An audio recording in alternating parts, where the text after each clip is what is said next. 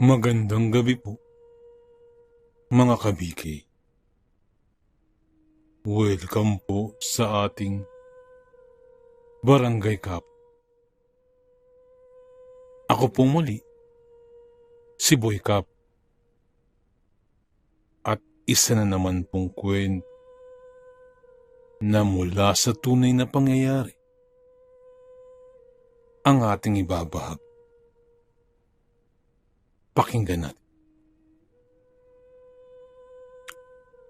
Ang bawat bayan ay may lihim. Ang bawat isla sa buong kapuluan ay may sikretong tinatago ng malalalim na dagat. Makakapal na kasukalan at napakagulong sistema ng gobyerno. Ang bayan sa kwentong ito ay isang tipikal na bayan ng Pilipinas. Bukirin, mahirap, at iisang dinastiya ng pamilya lamang ang namumuno mula noon hanggang ngayon.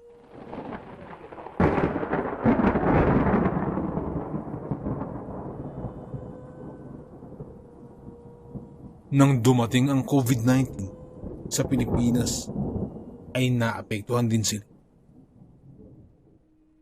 Lumilipat-lipat sa mga compound ang ubo, trangkaso, at sipon. At dahil nga bakuna ang lunas, nagdatingan din ang iba't ibang uri ng bakuna sa kanilang health center. Buwan ng Abril noon, nang sumama sa meeting sa Irene sa kanilang munisipyo. Ang nagpatawag ng meeting ay si Dr. Suarez. Pagdating nila sa mayor's office, ay aminado na sila na isa itong sensitibong pagpupulong. Dahil kinakabahan ang mga muka ng mga nag-aantay na dumalo. Naroon din ang hepe ng pulisya, ang katolikong pare na namumuno ng COVID Brigade, at kasama pa ang isang konsehal. Pagkatapos ng isang oras na intayan, ay pinapasok na silang 5 sa opisina ni Mayor. At naghanap pa ang politiko ng tamang salita upang sabihin ang kanilang agenda.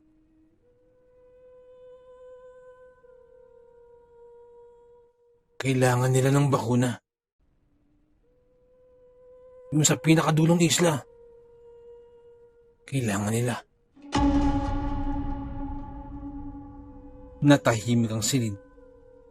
Si Irene ay napaantanda dahil baka silang mga nurse ang ipadala roon.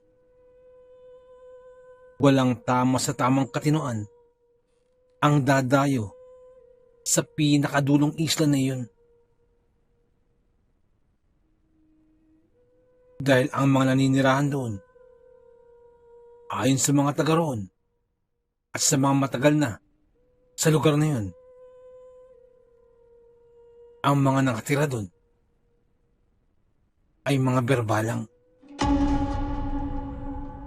Sinabi na nga ng mga matatanda ng kanilang lugar na may iba't ibang klase raw ng aswang, at ang pinakamabagsik daw sa lahat ay ang mga berbalang. Nakamulatan na ng lahat na sa isla na naninirahan ang kakaibang uri ng nilalang na yun, simulat sa pool. Basta raw huwag pakialaman ng isla, ay hindi rin sila mangingialam at mangsasalot sa mga karatig lugar nito. Hindi rin sila pumupunta sa bayan. Sobrang dalang na may mapapadpad sa lugar na yun. Maliban na lamang kung sobrang importante ang lakad.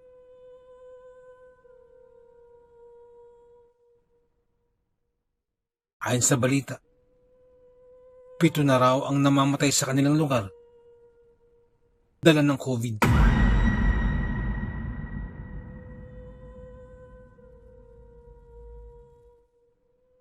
Ang marupok ang lahi nila sa bagong salot na ito. Patuloy pa na kwento ng alkalde. Salamat sa Diyos! Buong galak na pasasalamat ni Padre Sensio. Baka, ginawa talaga ng Diyos yan, yung salot na yan. Para burayin silang mga kampo ng kadiliman. Dagdag pa ni Padre Sensio. Natahimik naman ang lahat at napatingin sa pintuan at bintana dahil baka may nakikinig sa paligid at ibalita pa roon na nagagalak sila na may nangyaring masama sa tribo. Padre, ang iba naman po ay nabuhay. Hindi naman ho lahat namatay. Patuloy pa ni Mayor. Pumunta sila sa bahay kahapon para humingi ng parte nila sa dumating na mga bakuna. Kailangan din daw nila na pumunta roon ang Regional Health Unit. Hindi raw kasi nila alam kung papaano gamitin ang bakuna. Kapwa ng mutla si Dr. Suarez at si Irene sa sinabi ni Mayor.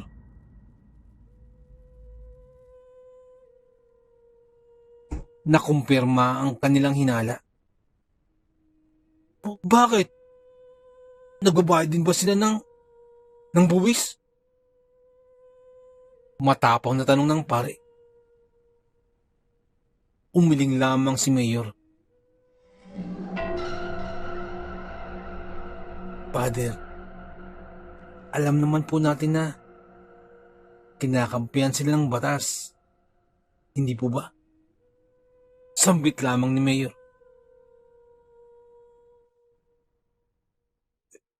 Kung ganun, may mga ID ba sila? May indigenous people ID ba sila?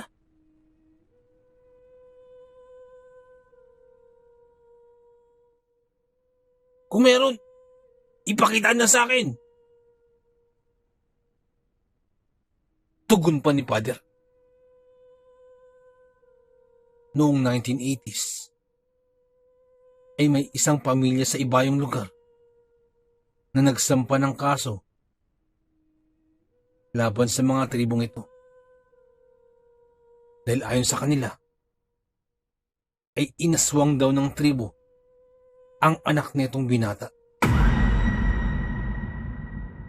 Pero, papaano naman mapapatunayan sa korte na inaswang nga, di ba, ang binata? Ebidensya ang labanan kung kaya't natalo ang naghabla. At ang masaklap, isa-isang nagkamatayan ang buong angkan nang nagsampa ng kaso.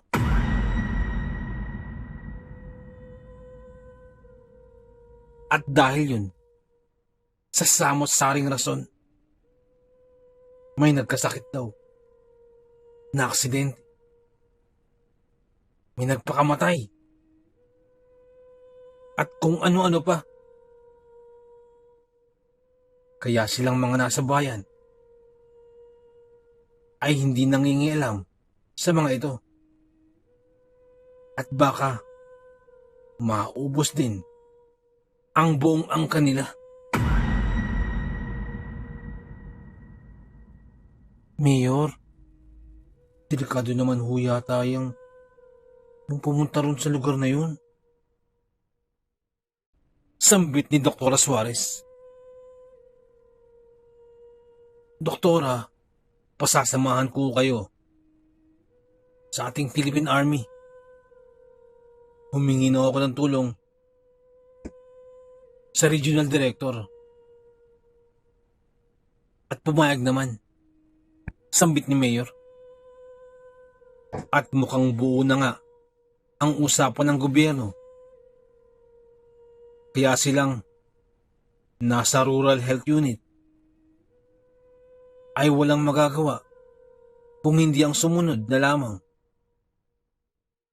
sa order mula sa probinsya at munisipyo. Hindi raw kasi makatao at makabayan na pagkaitan ng tulong at bakuna ang mga kapwa Pilipino, ano man ang tribo nila. Alas 6 ng umaga, kinabukasan, nang nilisan ng 5 bangkang demotor. Ang Pierre, Lula nun, ang 4 na manggagamot, 4 na nurse, 4 na midwife, kasama rin ang kanang kamay ni Mayor, 5 bangkero, 5 pulis, kabilang pa ang 20 sundalo na naka-full combat gear. Maganda naman ang panahon nang umalis sila. Pero sa kalagitnaan ng kanilang paglalakbay ay umulan at pinuno ng ambon ng dagat. Bulto na lamang ng mga magkakatabing isla ang kanilang nasisilayan. Napahawak sa dalang rosaryo si Irene at tahimik na binibigkas sa kanyang isipan ang mga misteryo.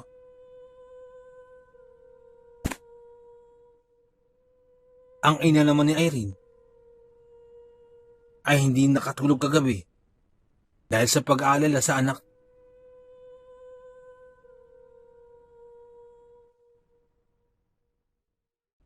Gusto nga rin itong sumama.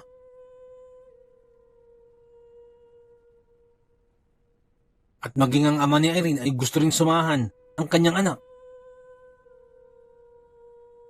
Pero bawal daw yun, ayon kay Dr. Suarez.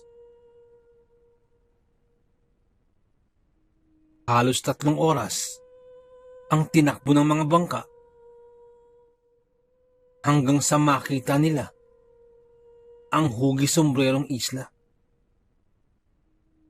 Habang papalapit, ay unti-unti nilang nababanaag ang dalampasigan na may buhangin na kumikinang dahil sa kaputian. Maganda ang isla. Iyon nga lamang, peligroso. 5 lalaki na nakasuot ng face mask ang nag-aantay sa kanila sa pampang. Parang mga tipikal na kababayan lamang nila ang kayumangging itsura ng mga ito. Sa mga tipikal na kasuotan na t-shirt at shorts. Ang kaibahan lamang, may katangkaran sila at matitipuno ang katawan. Lalo na ang animoy pinuno na nasa gitna. Kilala ito ng buong bayan at siya ang kinakatakutang si Kapitan Gawid. Kamusta? Sigaw ni Kapitan habang papasampa sila sa buhangin. Kumpara sa mga kasama, ay mas bata ito sa kanyang edad na hindi hihigit sa 40. Pero maautoridad ang kilos ng lalaki. Ang galaw at tindig. Sinenyasan nito ang mga lalaki na tulungan silang magbuhat ng mga gamit. Ang isang lalaki ay nag-abot pa ng kamay kay Irene upang alalayan siyang bumaba mula sa bangka. Natatakot man si Irene, ay tinanggap niya ang alalay na yun dahil ayaw niyang mainsulto ito sa kanya. Ibinaba niya lang ang kanyang mga mata dahil baka nervyusin siya. Magaspang ang palad nito. Mukhang maraming pinagdaanan. Nagpasalamat siya pagkatapos ng makaapak na sa buhangin. Aalalayan din sana ng lalaki ang doktora.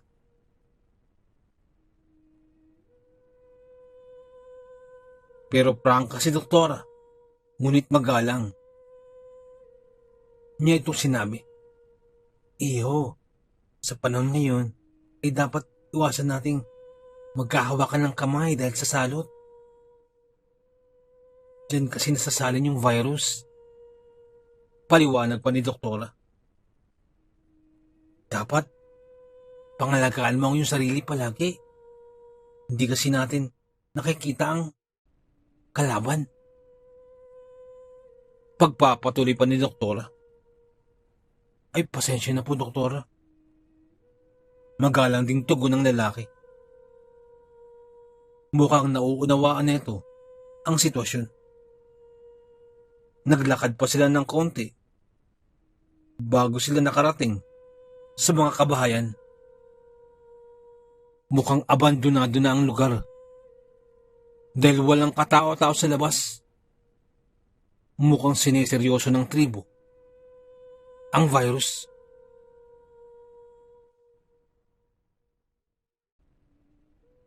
May nahagip si Irene na pares ng mata sa siwang ng isang bahay. Binawi agad ni Irene ang kanyang tingin sa takot na baka kung ano pa ang makita niya. Dumiretso sila sa paglalakad sa maliit na plaza kung saan nakatumpok ang mga bata at matatanda. Pinagsabihan naman agad ni Dr. Suarez si Kapitan Gawid na bawal magkumpulan. Dapat ay may agwat ang bawat isa. Kung hindi nila alam ang mga chismis tungkol sa tribo, ay baka isipin nilang tipikal na mga taga-baryo lang ang mga ito. Wala namang nakababahala maliban sa kanilang pagiging mahiyain. Ayaw ding makipagtitigan ng mga ito. Humigit kumulang 100 lamang ang populasyon ng isla. Ang plano kasi ay dapat tapos na sila ng bandang 4:00 ng hapon upang makauwi agad. Hindi sila pwedeng gabihin sa isla. Kaya nga, humiram sila ng mga doktor at nurses sa kabilang bayan upang mapabilis ang pag-check up at pagturok sa tribo. Maayos naman na naganap ang pagbabakuna buong araw. Maayos na pumila at nag-antay sa kanilang pagkakataon ang mga taga-isla. Nagkaroon lamang ng konting aberya nang papatapos na. Kahoy kasi na upuan ang ibinigay sa kanilang mga midwife at ang nabigay kay Irene ay sira. Kaya nahihirapan siya sa pagbalanse habang nagtuturok at nangyari ang hindi inaasahan. Bumigay ang upuan at nasagi ng kanyang kamay ang pako kaya dumugo ito. Nakita talaga ni Irene kung papaano lumuwa ang mga mata ng matandang lalaki na kanyang tinuturukan nang lumabas ang mga dugo.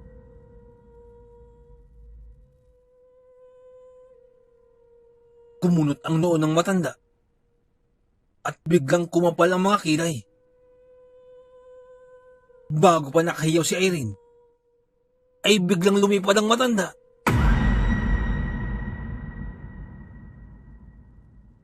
Nilipad yung sugat at agad sinipsip ang dugo. "Oh, hoy! Hoy!" Sigaw ng mga sundalo. Sabay takbuhan upang hatakin ang matandang lalaki. Ang iba namang sundalo ay nagtaas ng baril para tutukan ang iba pang tao na gusto rin sanang makasipsip sa dugo. Iba pala talaga ang epekto ng dugo sa mga taga rito.